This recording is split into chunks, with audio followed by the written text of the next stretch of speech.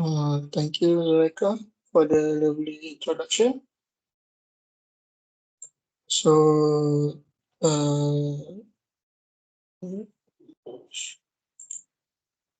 okay.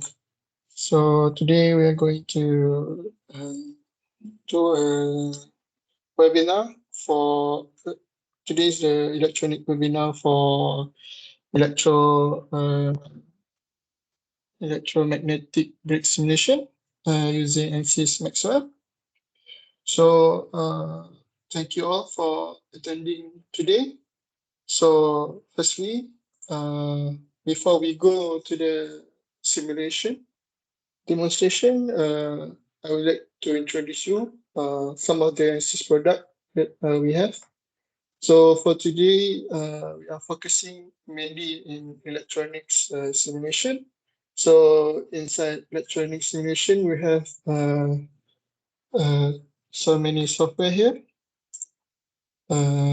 such as FHSS, Maxwell, SIWeave, iSpec, MotoCAD, EMA 3D cable, Q3D extractor, EMA 3D charge, and NUHETS filters solution. Yeah. So if you want to find out more about all these electronics product, you can go to the website here, ansys.com/product/electronics. And next, before we go through the simulation, I want to talk about what is Ansys Maxwell. So this Ansys Maxwell is an EM electromagnetic field solver for low frequency application. It solves static, frequency domain, and time varying magnetic and electric field. Maxwell also can offer specialized design for interface for electric machines and power converters. So some of the low frequency application that can be used in Maxwell is we can simulate permanent magnet or electromagnet. We can simulate actuators, electric motors, transformers, wireless charging, and switch breaker. So before we go to the simulation of the electromagnetic brakes, we first need to know what is an electromagnetic brake. So electromagnetic brakes are used to slow or stop a vehicle using electromagnetic force to apply mechanical resistance, which is friction. So by applying a current through the coil, the electromagnetic force induced from the coil moves the brake plate here, the brake plate closer to the core. So the friction between the brake plate and the core generates the necessary braking torque. So for better visualization of how the electromagnetic brake works, I'll provide you a short video on how EMB works. So enjoy the video. Electromagnetic brakes. The majority of electromagnetic brakes use a single-plate friction surface to slow or stop motion. Although there are multiple disc designs, all function in a similar manner. Electromagnetic brakes can be found in almost any application that requires the holding or stopping. Electromagnetic brakes. The majority of electromagnetic brakes use a single-plate friction surface to slow or stop motion. Although there are multiple disc designs, all function in a similar manner. Electromagnetic brakes can be found in almost any application that requires the holding or stopping of rotary. Typical applications are packaging and food processing machinery, medical equipment, servo motors and robotics, and elevators and escalators. The key components of the brake are field coil, armature, and hub. Electromagnetic brakes operate via an electric actuation, but produce torque mechanically. When voltage or current is applied to the brake, the coil becomes an electromagnet and produces magnetic lines of flux. This flux travels through the small air gap between the field coil and the armature, magnetically pulling the armature against the hub and creating a holding force. When the brake is fully engaged, torque transfer is 100% efficient as there is no relative slip. When current or voltage is removed from the brake, springs hold the armature away from the hub surface, creating a small air gap. In most mobile or outdoor applications, friction material is not used. However, in most industrial applications, friction material is used to help slow down the wear in a clutch or brake. The friction material is flush with the steel poles. The single friction plate design allows for a very fast response, so the brakes are very well suited for high cycle applications. Okay, I hope you enjoy the video. I hope you guys have a better understanding on how electromagnetic brake works. So here are some of the advantages of using electromagnetic brakes. So first, reduce wear. The amount of friction required to slow or stop load in mechanical braking system can create significant wear and tear on components of the brake over time. So by using electromagnetic force and properly selected friction material to provide the slowing or stopping action, electromagnetic brakes help to reduce some wear. Next, for enhanced performance, so an electromagnetic brake can be customized to provide fast action, precise engagement, and smooth backlash-free operation. Next, the advantages are the lower cost. So by reducing the component wear and improving the brake efficiency, the electromagnetic braking solution lasts longer and require considerably less maintenance. And lastly, it improves heat dissipation. So for a well-designed electromagnetic braking system can be highly effective at dissipating heat compared with mechanical system and other alternative. So next, for the demonstration, we'll be simulating the electromagnetic brakes. So firstly, what we're going to do is we create the geometry of the electromagnetic brakes using the modeling tools. So these are the specification of the design. All the sizes are here. So it consists of three main components, which is the brake plate, the coil, and the core. So next, we are going to assign the insulating boundary condition to the coil so that the currents are only splitting inside the coil. And then we are going to assign the current excitation inside this coil. And finally, we are going to assign force parameter to the brake plate. So basically, for this simulation, we are going to see the force versus the gap. So you can see, okay, let me show you the next slide first. So for the analysis setup, we are going to use a parametric analysis for gap. So there'll be a varying gap. So each gap will produce different forces. So you can see in this geometry, the air gap is between the brake plate and the coil. So for the result, we want to see the forces. We can see the forces of the electromagnetic field based on the gap, based on different gap of the air gap. So we can see the result here. We want to plot the force versus the gap graph. So here are the result of the graph, force versus gap graph here. And we also want to see the magnetic field for a different gap. So on the right side, we can see the different magnetic field based on the gap here. You can see all the varying gap. So now, without any further ado, I will show you the demonstration on how to do the simulation.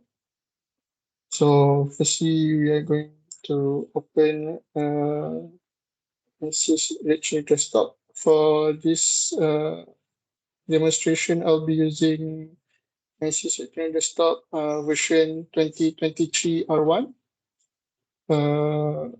But do note that there are the newer version, which is 2024 R1, which announced this year. So I'll be using the older version. And for this demonstration, firstly, what we're going to do is we see the solution type. So you can see here, we are using the magnetic magnetostatic solver. Okay. And then for the grid, we're using XY grid here. So first of all, what we're going to do is we create a cylinder by using this modeling tool, draw cylinder here. So we just click here, and the property window will pop up here. So for the center position, we want it to be at the origin. The radius, we want it to be 25 millimeter, and the height is 20. So we click on apply. So, and then we click fit all. You can see all the cylinder here. So next, what we're going to do is we want to create the coil at the middle here. So firstly, we create a circle. We draw a circle from the origin, and we want the radius to be first 20 millimeter. And for the second circle, we want it to be 15 millimeter. So we click on apply. So we can see there are two circles created here. So firstly, we click on the first circle and we click on the second circle. We want it to be, we want to subtract it. So, and then we click on OK. So it will be a ring here. So we subtract the middle circle from the bigger circle. So it will create a ring here. So, and then what we're going to do, we need to make a thickness, change the thickness of this circle to make a cylinder. So to do that, we right click on this circle and then edit surface and thicken sheet, and we want it to be 15 millimeter. So if we click on negative 15 millimeter, the thickness of the cylinder will go downwards, because upward is positive and negative is downwards. And then we click OK. You can see it has a thickness here. Next, what we're going to do is we want to subtract the coil from the cylinder. So firstly, we click on the cylinder here. We click on circle. We click on subtract, and we click on. Wait, let me check first. Okay, we want to clone the tool object before operation here, so that the coil is still here. And then we click OK. Now we can see there are two parts of the here the first part is the circle, and the second part is the cylinder. So now what we're going to do is we rename it. So for the cylinder, we want to we name it to, we click on properties, then we rename it to the core, and we change the material. We click on edit, steel, change the material to steel 1008 here, then we click OK. And then the color we want it to be a green, and transparency to 0.5. And then we change the properties of the circle.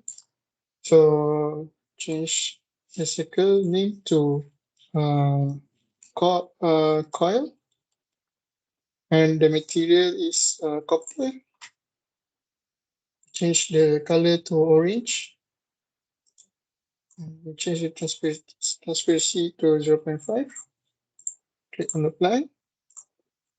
And then you can see the core and the coil of the brake plate of the electromagnetic brake, the EMB. Okay, next, what we're going to do is we want to make a hole for the shaft at the middle. So to do that, we click on cylinder, we click cylinder from the origin, and then we change the radius to 4 millimeter and height to 20 millimeter, and then we click on apply. And then what we're going to do is we need to subtract the cylinder from the core. So we click on the core and we click on the cylinder and we subtract it. Now we have a hole at the middle for the shaft. So and then we already create the core and the coil. Next, what we're going to create for the geometry is the brake plate. Okay, so for the brake plate, firstly, we want to select the face of the bottom of the core, and we right click, edit, and we create a surface from object, create object from face. So here there'll be an object, a new object. So, and then what we're going to do is we increase the thickness of this sheet. So we right click, edit surface, and thicken sheet. We want it to be 4 millimeter. So the brake plate 4 millimeter thick, and then we want to move this upwards on top of the core. So to move this, we want to click on this move here, and we click on the origin, and we move it. And for the move vector, we want it to be at the center. So 0, 0. And for we know that the thickness of the core is 20 and the plate is 4. So we want this to be the z-axis, we want it to be 24 plus 24 millimeter plus the air gap. So for the air gap, we just simply put gap here. So we didn't specify what are the value of the gap. So if you click enter, it will show here the variable gap. So if we set this as variable, we can put it in the parametric analysis. So it can be the gap can be any value. And for this unit type, we want it to be length and unit millimeter. And for now, we just put it as 0.3 millimeter. So click apply. So the depth is 0.3 millimeter. If we click on this magnetostatic demo here, we can see the value of the gap 0.3. So we can change anytime if you want inside this design variable.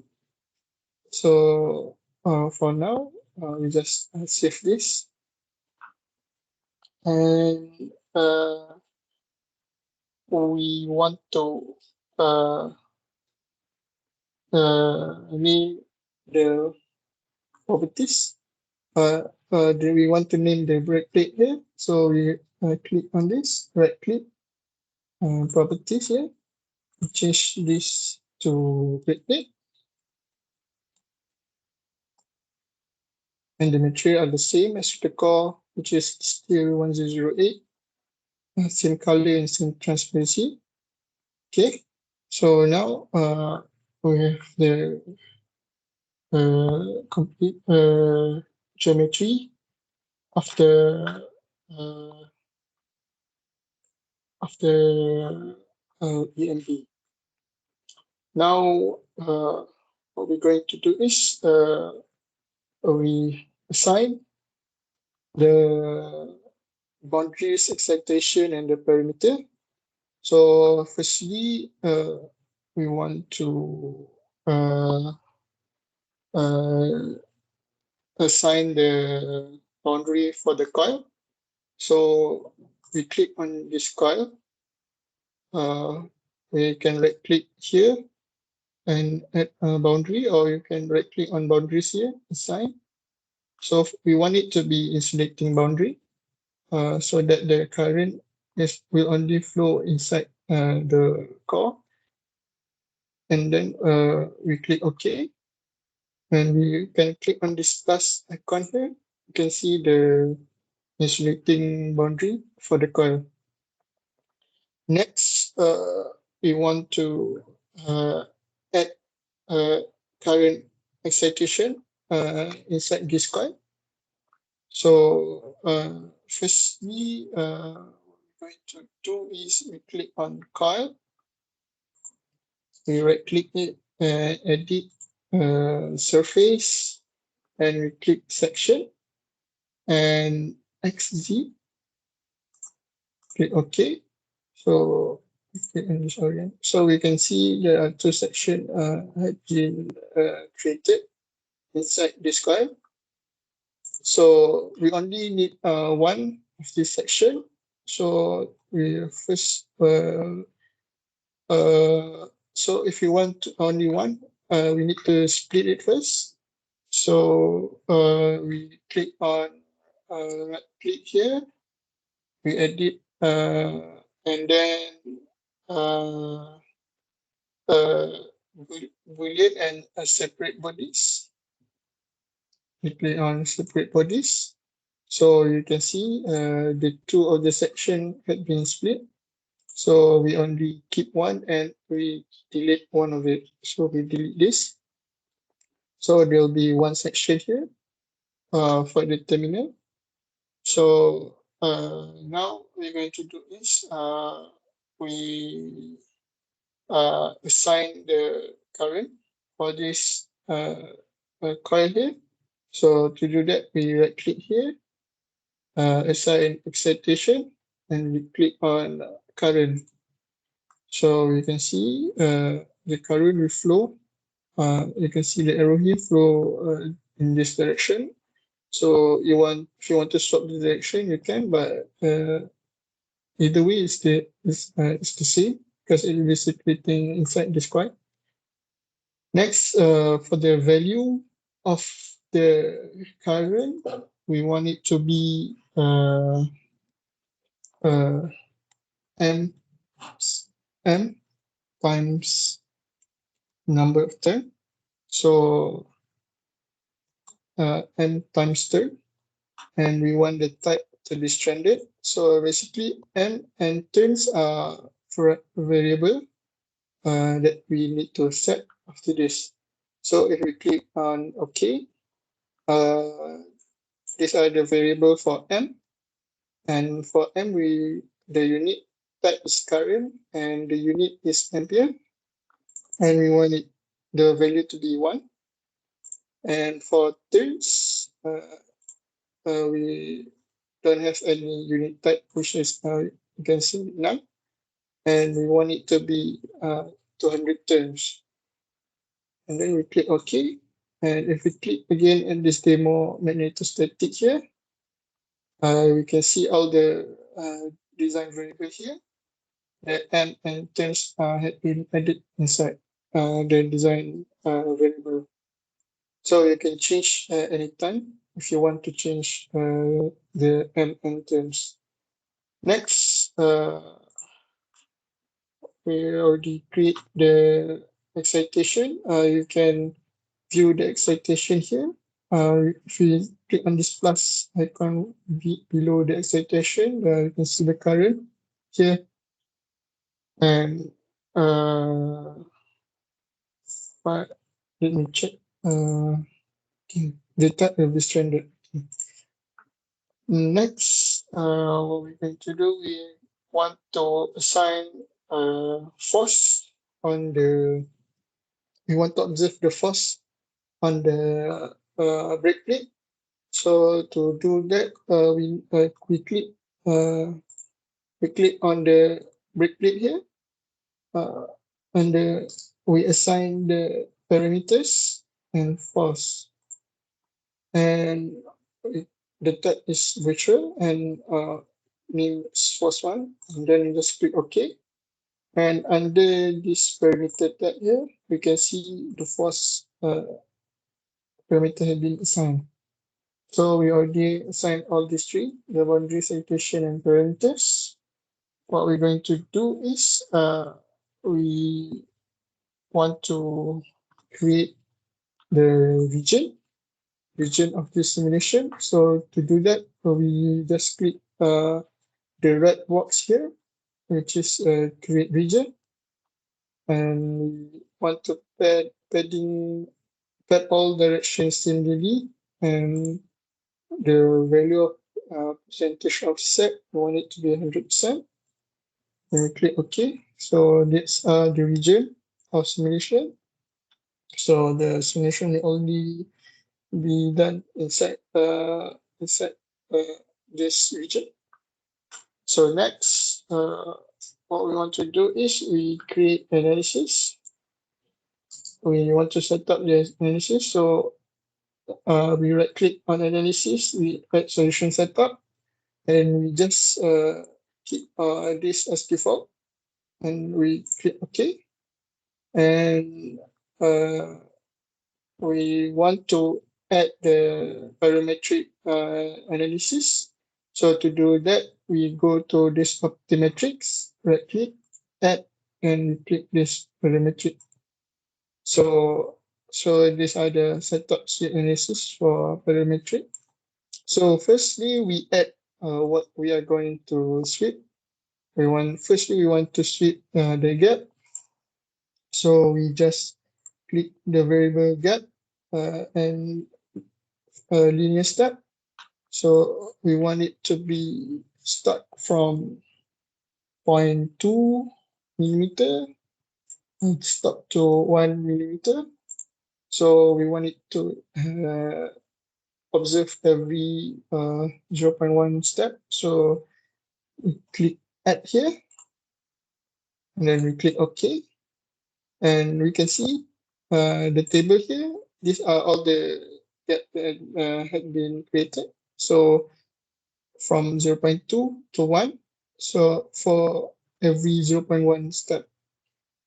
Next, we want to save the fill and mesh. So for every gap, it will save the fill and the mesh so that we can observe it later.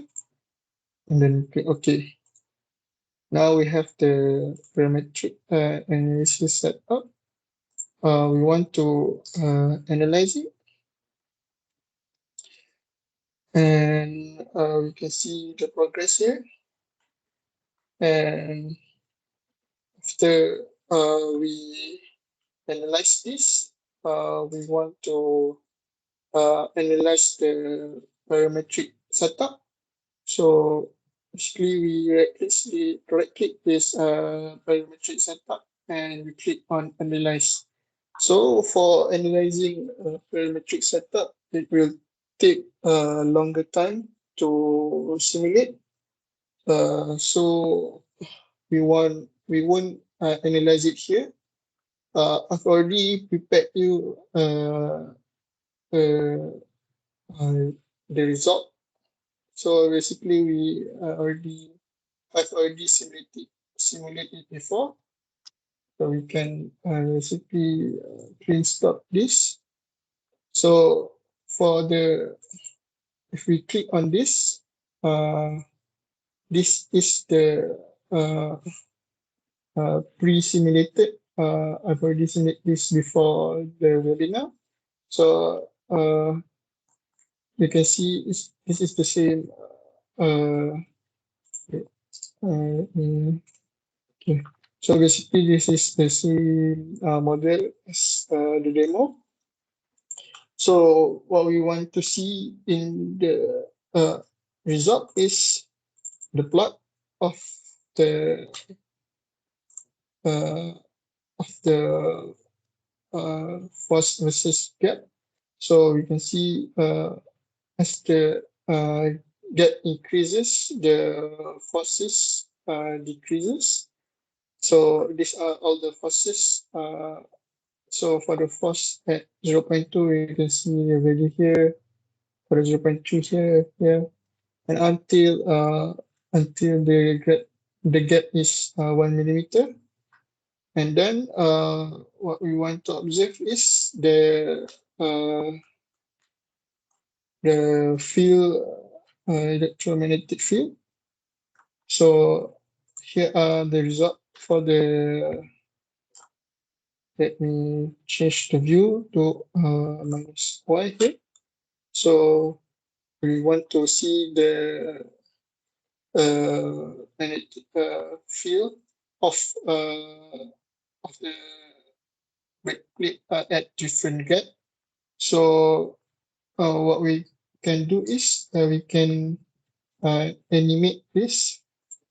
We turn this into an animation. So we changed it all this to parametric setup. So we want the field for all this gap. Then we click OK. And you can see here it's simulating the result. So we can see here, I just reduce the speed so we can observe it better. So you can see the gap is changing. You can see the gap is becoming bigger, and we can observe the field, the electromagnetic field here around the coil, around the coil and the magnetic, the brake plate. So you can see the gap is changing, increasing as the frame increase. So you can observe this. So with that, this is the ending of my webinar. So I hope you enjoy this webinar.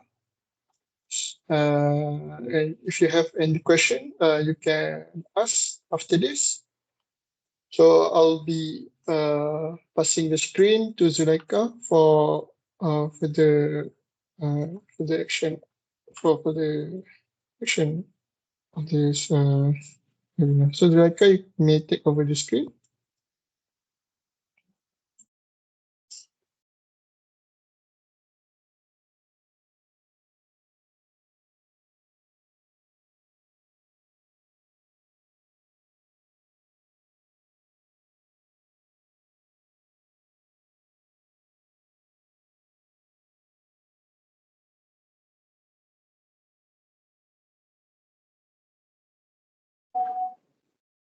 Thank you very much, Mr. Farhan, for this informative webinar on electromagnetic brake simulation. I hope you have been enjoying the presentation so far. I also already launched a poll. Please select the appropriate response and click submit. Now it's time to address your question. Feel free to type your question in the chat features, which you will find at the right of your screen. We will do our best to answer as many questions as possible during this session.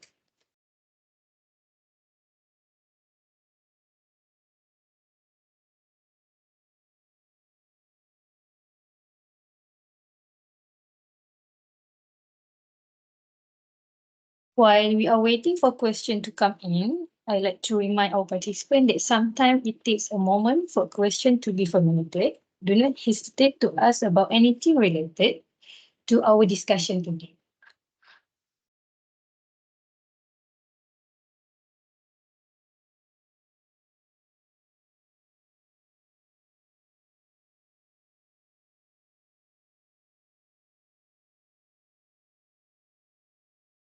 Does anyone have a question regarding this topic?